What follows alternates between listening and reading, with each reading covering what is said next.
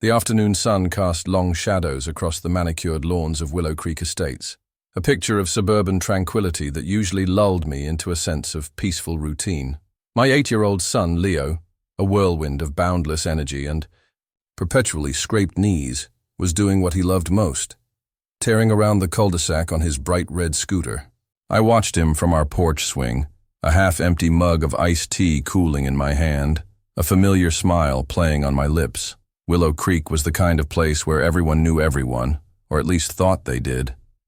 We had our share of neighborhood gossip, the occasional passive-aggressive note about lawn maintenance, and the yearly overly competitive holiday decorating contest. But for the most part, it was safe, predictable, and the kind of environment where you felt comfortable letting your kids play freely. That illusion shattered in a horrifying instant. A sleek, obsidian black SUV, driven by none other than Mrs. Eleanor Vanderholt, the self-proclaimed guardian of Willow Creek's pristine image and, in local parlance, the resident HOA Karen, rounded the corner far too quickly. I saw Leo, engrossed in pretending his scooter was a spaceship, glance up a fraction of a second too late. The sickening thud echoed across the quiet street. My iced tea mug clattered to the porch, the ceramic cracking as it hit the concrete. Time seemed to warp and stretch. I saw Leo's small body crumple, his scooter skittering away like a startled insect. My heart leaped into my throat, a raw, primal scream building within me. I was off the porch in a flash, adrenaline surging through my veins, my bare feet pounding on the asphalt. Eleanor's SUV screeched to a halt a few feet past where Leo lay. For a moment she seemed frozen behind the wheel, her perfectly coiffed blonde hair catching the sunlight.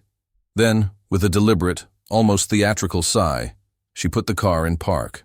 I reached Leo, my breath catching in ragged gasps. "Leo!" "Oh, my God, Leo!" He was lying on his side, his face pale and contorted in pain. A small scrape on his forehead was already bleeding. "Mommy," he whimpered, his voice small and shaky. Tears welled in my eyes as I gently cradled his head. "It's okay, baby. Mommy's here." Eleanor finally emerged from her vehicle, her expression a bizarre mix of annoyance and what I could only interpret as indignation. Her designer sunglasses shielded her eyes, making it impossible to read her true emotions. "Well, this is just great," she said, her voice sharp and laced with irritation. "The boy shouldn't have been playing in the street." Her words hit me like a physical blow. My fear for Leo instantly morphed into a white-hot rage. "He's 8 years old. This is a cul-de-sac. You were speeding." "I was not speeding," Eleanor retorted, her chin lifting defiantly. "And frankly, his parents should be supervising him more closely." "Supervising him?" I sputtered, my voice trembling with fury. "I was right there. You hit my son." "With your car? And you're worried about supervision?" Other neighbors, drawn by the commotion, began to emerge from their houses, their faces a mixture of concern and morbid curiosity. Eleanor, seemingly unfazed by the growing audience, pulled out her phone. "This has gone far enough. I'm calling the authorities." My blood ran cold. "You're calling the cops? You just hit my child." "He ran out in front of my vehicle," she insisted, her voice rising in pitch. "I have dashcam footage. This is clearly his fault, or rather, his parents' negligence." As Tao is able, she spoke to the 911 operator, her tone shifting to one of injured victimhood. I held Leo tighter, my mind reeling. This couldn't be happening. This entitled woman had just endangered my son, and now she was trying to twist the narrative, to paint us as the ones at fault. The quiet cul-de-sac, once a symbol of our peaceful life, now felt like a battleground. And the battle had just begun. The arrival of the paramedics was a blur of flashing lights and hurried movements. They carefully assessed Leo, their faces grave as they checked his vitals and gently probed for injuries. Thankfully, after what felt like an eternity, they determined that his injuries, while painful, didn't appear to be life-threatening. There were scrapes, bruises, and a suspected mild concussion, but no obvious broken bones. Relief washed over me in a dizzying wave, leaving me weak but immensely grateful. I rode with Leo in the ambulance to the nearest hospital, my hand clutching his small one, whispering reassurances that I wasn't entirely sure I believed myself. At the hospital, the doctors ran a battery of tests. Each beep of the machines, each hushed conversation between the medical staff, sent fresh waves of anxiety through me. All the while, Eleanor's callous words echoed in my mind. He shouldn't have been playing in the street. It's his fault, or rather his parents' negligence. The police arrived at the hospital shortly after Leo was settled in a room. 2 uniformed officers approached me, their expressions neutral but their questions direct. They asked me to recount the incident, and I did, my voice still trembling with a mixture of fear and anger. I emphasized Eleanor's speed, Leo's position in the cul-de-sac, and her immediate attempt to shift blame. Then they spoke with Eleanor, who had arrived separately, accompanied by her impeccably dressed husband, Richard. I watched from a distance as she recounted her version of events, her gestures dramatic, her voice laced with what seemed like genuine distress. When the officers returned to me, their demeanor had subtly shifted. "Mrs. Davies," one of them said, his tone more formal now, "Mrs. Vanderholt has provided us with dashcam footage of the incident." My stomach plummeted. "And?" "The footage appears to show your son entering the street somewhat abruptly.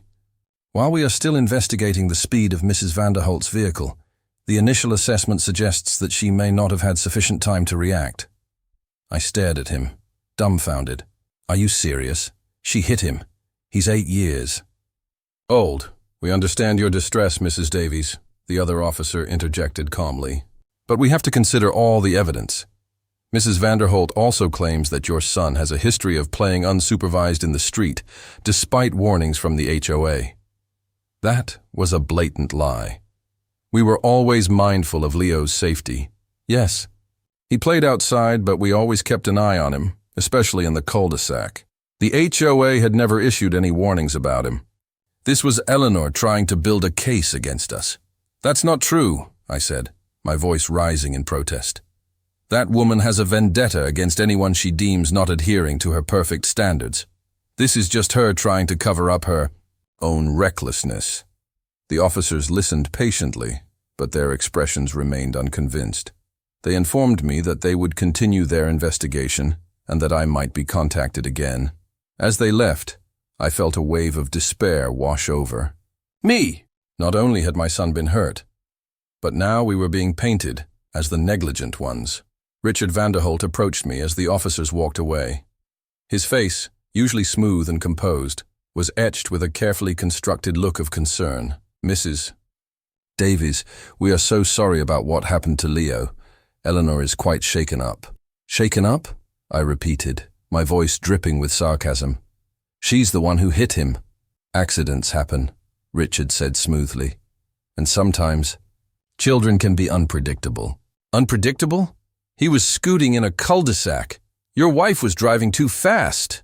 "Eleanor is a very careful driver," Richard insisted, his tone hardening slightly. "Perhaps we can discuss this further once everyone has had a chance to calm down." He handed me a business card. "Please call me." I took the card, my fingers trembling, and watched him walk away, his arm protectively around Eleanor's shoulders. They looked like the picture of concerned citizens, while I felt like a pariah, standing alone in a sterile hospital hallway, my heart aching for my injured son and burning with injustice. The accusation hung in the air like a toxic cloud. We were the negligent parents, and Eleanor Vanderholt, the woman who had hit my child, was playing the victim. The days that followed were a blur of doctor's appointments, sleepless nights spent checking on Leo, and a gnawing sense of unease. Thankfully, Leo was physically on the mend, though the emotional scars of the incident were still raw. He was more clingy, more easily startled, and the joy had been temporarily leached from his bright eyes. The atmosphere in Willow Creek had shifted dramatically. The friendly nods and casual greetings had been replaced by furtive glances and hushed whispers. It was clear that Eleanor's version of events had spread like wildfire through the neighborhood. Some neighbors, those who had always been in awe of the Vanderholt's wealth and social standing, offered sympathetic smiles to Eleanor. And Richard, their gazes towards me carrying a hint of judgment. Others, Those who had witnessed the incident firsthand or had their own run-ins with Eleanor's overbearing nature offered me quiet words of support and disbelief at her audacity, but the damage was done. A wedge had been driven through the heart of our little community, separating those who believed Eleanor's carefully crafted narrative from those who saw the truth of her recklessness. The HOA, predictably, remained silent. Mr. Henderson, the perpetually flustered president, avoided my gaze whenever our paths crossed. It was clear that they didn't want to get involved, preferring to maintain the illusion of Willow Creek's flawless facade. One afternoon, Mrs. Davison, a sweet elderly woman who lived across the street and had always had a soft spot for Leo, came over with a casserole. "Don't you pay them any mind, dear," she said, patting my hand with surprising strength. We all saw what happened. Eleanor was going too fast, as always. That dashcam footage probably conveniently leaves out that part. Her words were a small comfort, a reminder that not everyone had been swayed by Eleanor's performance. But the underlying feeling of being judged and isolated persisted. The police investigation seemed to be moving at a glacial pace. I called the lead officer assigned to the case several times, but each time I was met with vague assurances that they were still reviewing the evidence. The dashcam footage, it seemed, was the centerpiece of their investigation, and I had no way of knowing what it truly showed. My anxiety grew with each passing day. What if the police believed Eleanor? What if we were held responsible in some way? The thought of facing legal repercussions on top of everything else was overwhelming. I decided I couldn't remain passive. I needed to fight back, not just for Leo, but for our reputation and for the truth. I started documenting everything: the timeline of events, Leo's injuries, the neighbors who had witnessed the incident, Eleanor's initial reaction. I even started looking into legal representation, though the cost was daunting. One evening, as I was putting Leo to bed, he looked up at me, his eyes still holding a flicker of fear. "Mommy, why was that lady so mean?" His innocent question pierced my heart. How could I explain the complexities of entitlement and blame-shifting to my 8-year-old son? "She made a mistake, sweetie," I said softly, stroking his hair. "But we're going to make sure everything is okay." My words were meant to reassure him, but they also served as a promise to myself. I wouldn't let Eleanor Vanderholt get away with this. I would fight for my son, for our family, and for the truth, no matter the cost. The quiet cul-de-sac had been shattered, and the battle for its soul had just begun. "I am not hiding anything," she snapped. "The footage clearly shows your son darting out into the street." "But what about your speed?" I countered. "Several neighbors have told me you often drive too fast through here." Eleanor scoffed. "Those are just disgruntled busybodies." Our exchange went nowhere, but it solidified my resolve. I needed to find a way to see that footage. The opportunity presented itself a few days later. I saw Eleanor's SUV parked in her driveway, the windows down, while she was inside talking to a delivery driver. It was a fleeting moment, a lapse in her usual vigilance. My heart pounded in my chest as I walked past her vehicle. My eyes scanned the dashboard. There it was, the small telltale shape of a dashcam mounted near the rearview mirror. And, if my research was correct, the SD card slot was likely on the side. With a surge of adrenaline, I reached into the open window, my fingers fumbling for the tiny card slot. My heart leaped when my fingertips brushed against something small and rectangular. I gently pressed, and a tiny card popped out. My hands trembled as I slipped the SD card into my pocket and walked away, trying to appear as casual as possible. Guilt warred with a sense of desperate necessity. What I had just done was technically theft, but I felt justified. This was about my son, about the truth. That evening, I met with Mark, Mrs. Davison's nephew. He connected the SD card to his computer, his fingers flying across the keyboard. After a tense few minutes, the video files appeared on the screen. We watched the footage together, my breath held captive in my chest. The video started with a clear view of the cul-de-sac. Leo was visible on his scooter, staying close to the side of the road. Eleanor's SUV entered the frame, rounding the corner at a speed that was undeniably too fast for a residential street. Then came the moment of impact. Leo, startled by the approaching vehicle, swerved slightly. The SUV didn't even appear to brake significantly before hitting him. The impact threw Leo off his scooter, and the vehicle continued to roll for several feet before stopping. But the most damning part was what followed. The camera continued to record as Eleanor exited her vehicle. Her initial reaction wasn't one of shock or concern. Instead, she let out an audible sigh of annoyance before pulling out her phone. There was no immediate rush to check on Leo, no frantic cries for help. And then, the audio. Her call to 911 was chilling. She downplayed her speed, emphasized Leo's presence in the street, and even claimed he darted out in front of her. There was no mention of her excessive speed, no genuine remorse in her voice. As the video ended, a wave of nausea washed over me. The footage was irrefutable. Eleanor had not only hit my son due to her own negligence, but she had also deliberately misrepresented the events to the police. The dashcam deception was now exposed. "This is it," Mark said quietly, his face grim. "This proves everything." A surge of anger and a fierce sense of determination coursed through me. Eleanor Vanderholt had tried to manipulate the truth, to paint my son and me as the guilty parties. Now, I had the evidence to expose her lies. The fight was far from over, but for the first time since the accident, I felt a glimmer of hope. The determined mother in me was ready to unleash the truth. Days turned into weeks, and the official police report remained elusive. The lack of communication fueled my frustration and suspicion. I couldn't shake the feeling that Eleanor's influence, whether through her wealth or her carefully constructed persona, was somehow hindering the investigation.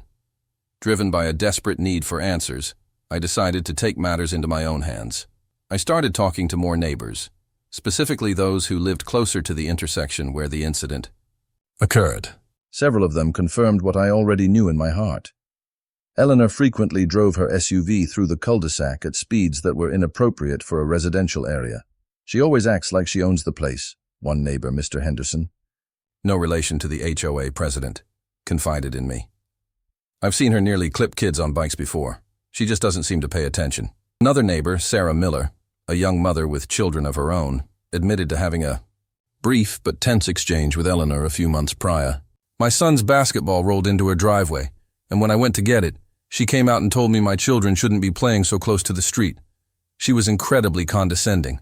These accounts, while anecdotal, painted a picture of Eleanor that directly contradicted her portrayal of herself as a careful and responsible citizen.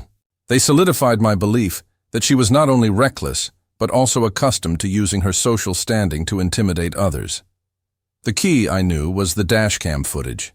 It held the truth, or at least her carefully curated version of it. I considered hiring a lawyer to subpoena the footage, but the legal fees were daunting, especially with Leo's ongoing medical expenses. Then a stroke of luck, or perhaps fate, intervened. While chatting with Mrs. Davison one afternoon, she mentioned that her nephew, Mark, worked in IT and had a knack for recovering data. A risky idea began to form in my mind. I managed to get the make and model of Eleanor's dashcam from a neighbor who had seen it mounted on her windshield. After some online research, I discovered that these types of cameras often store data on removable SD cards. The idea was audacious, bordering on reckless, but my desperation outweighed my caution. I needed to see that footage. I needed to know what Eleanor was hiding. Under the guise of wanting to discuss the incident further, I approached Eleanor while she was tending her meticulously manicured rose bushes one afternoon. Richard was nowhere in sight. "Eleanor," I said, my voice trying to remain calm despite the turmoil inside me. "I was hoping we could talk." She straightened up, pruning shears in hand, her expression wary. "I have nothing further to say to you, Mrs. Davies. The police are handling the matter." "But they haven't told me anything," I pressed. "I just want to understand what happened. Perhaps if I saw the dash cam footage." Eleanor's face hardened. "That is not necessary. The footage speaks for itself. Then why won't the police release it?" I challenged. "What are you hiding?" My directness seemed to catch her off guard. A flicker of something, perhaps anger, perhaps fear, crossed her eyes. Armed with the damning dashcam footage, I knew I had to act swiftly and strategically. My first call was to a lawyer, a tenacious woman named Ms. Anya Sharma, who came highly recommended. When I showed her the video, her initial professional composure gave way to a look of disbelief and then righteous indignation. "This is outrageous, Mrs. Davies," she said, her voice sharp. "This footage clearly contradicts Mrs. Vanderholt's statements. We need to present this to the police immediately." The police investigation took a dramatic turn once Ms. Sharma presented them with the unedited dashcam footage. The lead investigator, Officer Miller, who had seemed somewhat skeptical of my initial account, watched the video with a growing frown. The evidence was undeniable. Eleanor's speed, her lack of immediate concern for Leo, and her misleading statements to the 911 operator painted a clear picture of negligence and a deliberate attempt to evade responsibility. Within days, the tone of the police investigation shifted. They reopened their inquiries, interviewing the neighbors I had spoken to, and this time, their questions were more pointed, their demeanor less dismissive. The whispers in Willow Creek intensified, but now they carried a different tone, one of shock and outrage at Eleanor's deception. The HOA, facing mounting pressure from the neighborhood and the undeniable evidence, finally issued a statement, expressing their concern and stating that they were reviewing the matter internally. It was a vague response, but it was a start. Unexpectedly, Richard Vanderholt reached out to me. He requested a meeting, and despite my initial reluctance, Ms. Sharma advised me to hear him out, with her present. Richard looked pale and haggard when we met in Ms. Sharma's office. The air around him was thick with tension. "Mrs. Davies," he began, his voice low and strained. I had no idea. "No idea that your wife hit my son and then lied about it?" I retorted, my voice still laced with anger. No, he stammered. "I knew about the accident, of course. Eleanor, she showed me a portion of the dashcam footage. A very selective portion. She made it seem as though Leo ran out suddenly. I believed her." Ms. Sharma raised a skeptical eyebrow. "You didn't find it odd that the police investigation seemed to stall?" Richard sighed heavily. "Eleanor can be persuasive. She was adamant that it was not her fault. I trusted her. I shouldn't have." He went on to explain that over the past few weeks, he had noticed inconsistencies in Eleanor's story.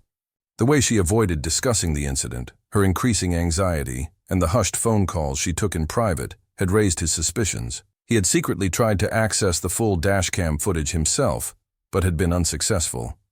It was only when the news of the unedited footage reached him through the neighborhood grapevine that he realized the extent of his wife's deception. "I am appalled by her behavior," Richard continued, his voice filled with a mixture of shame and anger. "This is not the woman I thought I knew. I want to apologize, Mrs. Davies, sincerely, and I want to make things right." His words surprised me. I had expected defensiveness, perhaps even hostility, but his remorse seemed genuine. "What exactly do you propose?" Ms. Sharma asked, her tone cautious. Richard explained that he wanted to cooperate fully with the ongoing investigation. He was willing to provide a statement corroborating the inconsistencies in Eleanor's story and to offer financial compensation for Leo's medical expenses and the emotional distress we had endured. He also admitted that Eleanor had a history of aggressive driving and had received several warnings in the past, something she had kept hidden from him. This unexpected alliance with Richard Vanderholt was a turning point. His willingness to speak out against his own wife, driven by what seemed like genuine remorse and a desire to do the right thing, added significant weight to our case. The unraveling of Eleanor's carefully constructed facade was swift.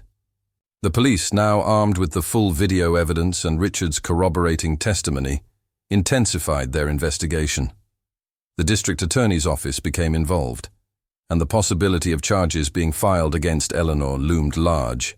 The whispers in Willow Creek had turned into open discussions, fueled by shock, anger, and a sense of betrayal.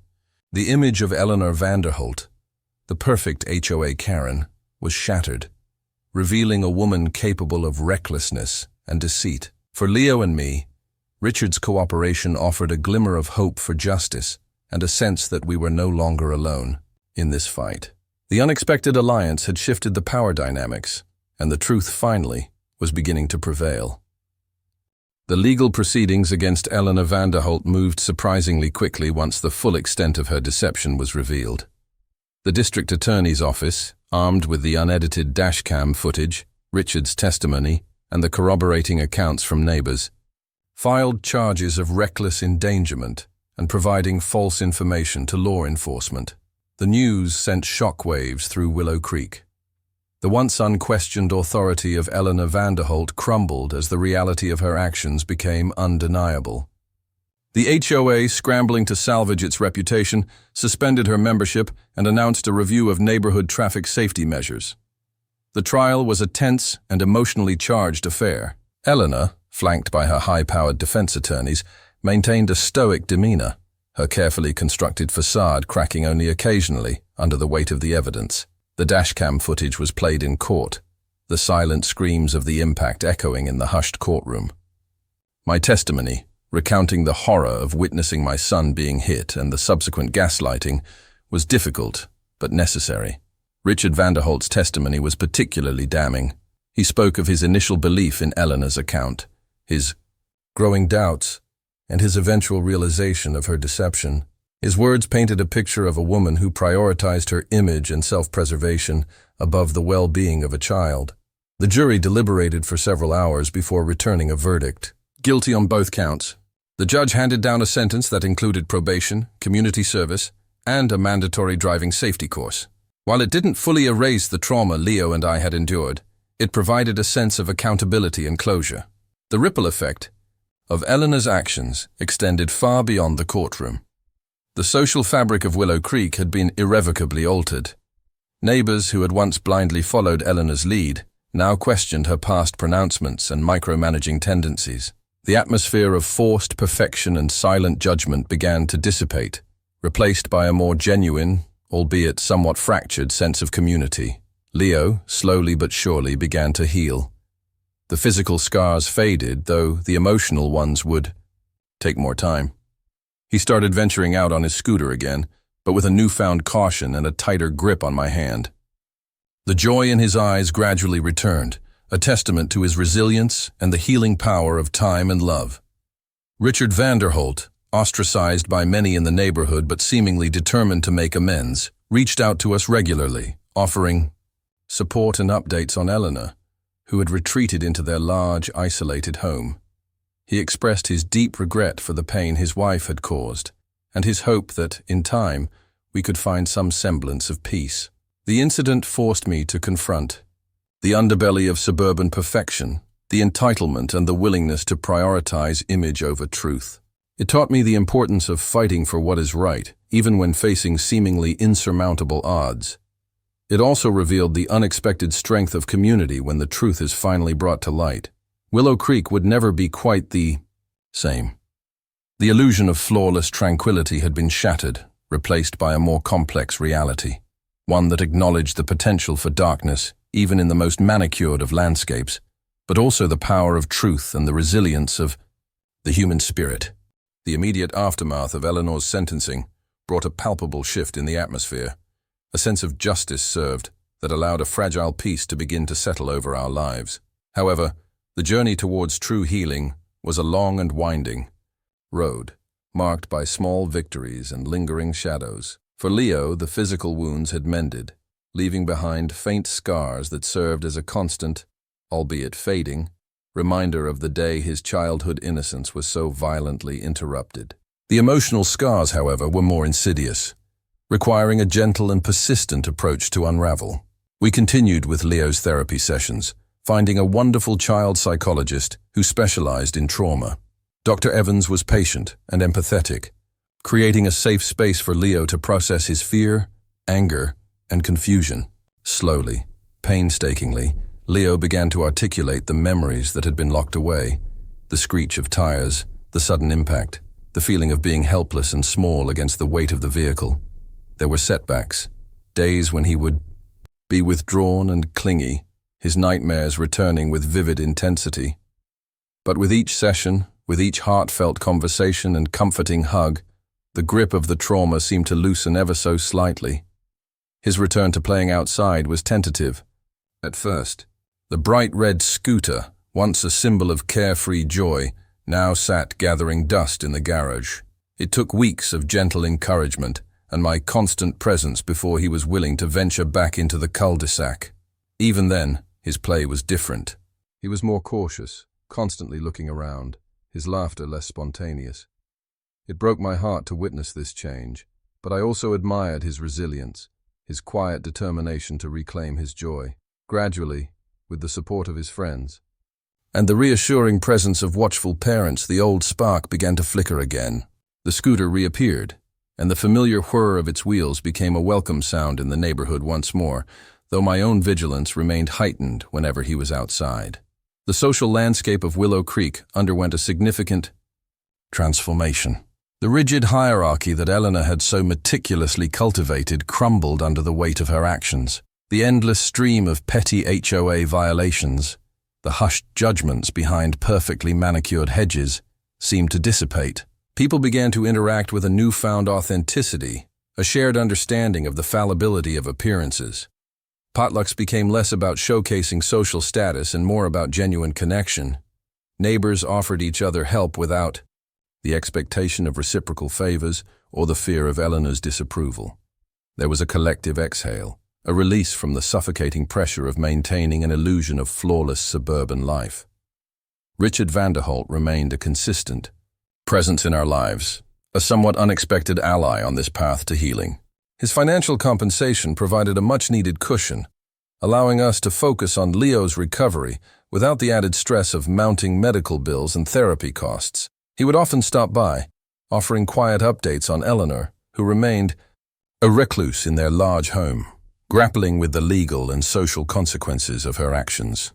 He never asked for forgiveness, but his genuine remorse and his willingness to take responsibility for the situation, even though he wasn't directly behind the wheel, offered a strange sort of solace.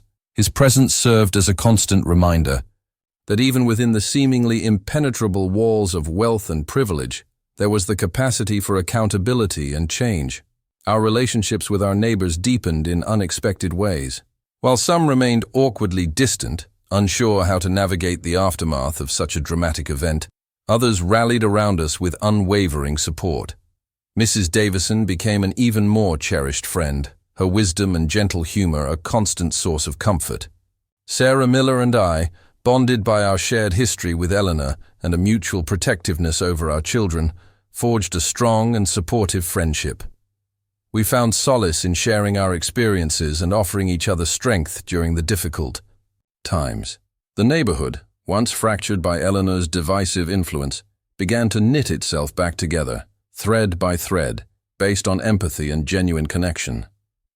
The HOA, under the leadership of a more approachable and community-minded president, implemented tangible changes. Stricter speed limits were enforced within the neighborhood, and speed bumps were installed in key areas, including the once treacherous curve near our cul-de-sac. The HOA also organized neighborhood safety workshops, focusing on pedestrian and cyclist awareness, fostering a greater sense of responsibility among residents. It was a testament to the fact that even the most negative events could sometimes catalyze positive change within a community. For me, the entire ordeal served as a profound and often painful lesson in resilience. I had been forced to confront not only the physical threat to my child, but also the insidious power of entitlement and the deliberate manipulation of truth. I had stood against a formidable force, armed with nothing but a mother's fierce love and an unwavering belief in justice. The journey had been fraught with fear, anger, and exhaustion, but it had also unearthed a wellspring of inner strength I never knew existed. I learned the importance of trusting my instincts, of speaking truth to power, and of the enduring power of community support. Life in Willow Creek gradually settled into a new rhythm, a new normal that was perhaps less idyllic on the surface, but felt more authentic and grounded. The cul-de-sac, once a site of trauma and lingering anger, slowly reclaimed its identity as a safe haven for children's play. The sounds of laughter and the whirring of bicycle wheels once again filled the air, a poignant reminder of the innocence that had been threatened and the slow but steady process of healing. The memory of Eleanor's imposing black SUV and the sickening thud of the impact remained etched in my mind, a stark reminder of the fragility of life and the potential for harm to lurk even in the most familiar surroundings. But over time, this memory began to be tempered by other, more powerful recollections. Leo's brave and gradual recovery, the unexpected kindness and support of neighbors, the unwavering strength that had risen within me during the darkest of times, and the quiet sense of justice that had finally been served. The title of this story, HOA Karen hits my son with her car, then calls the cops on me, captures the initial shock, the raw injustice, and the David and Goliath nature of the conflict. But the unfolding chapters reveal a much richer narrative, a story of deception and the relentless pursuit of truth, of a community fractured, and ultimately finding a new, more genuine form of connection, of the arduous and ongoing journey of healing, and above all, the enduring and transformative power of a mother's love in the face of unimaginable adversity.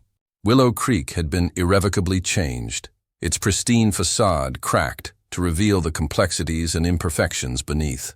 And in navigating that broken landscape, we had all, in our own ways, found a new path forward, a testament to the resilience of the human spirit and the enduring hope for a brighter, more honest future. The quiet cul-de-sac had been shattered, but from the fragments, something stronger, more compassionate, and ultimately more real had begun to emerge.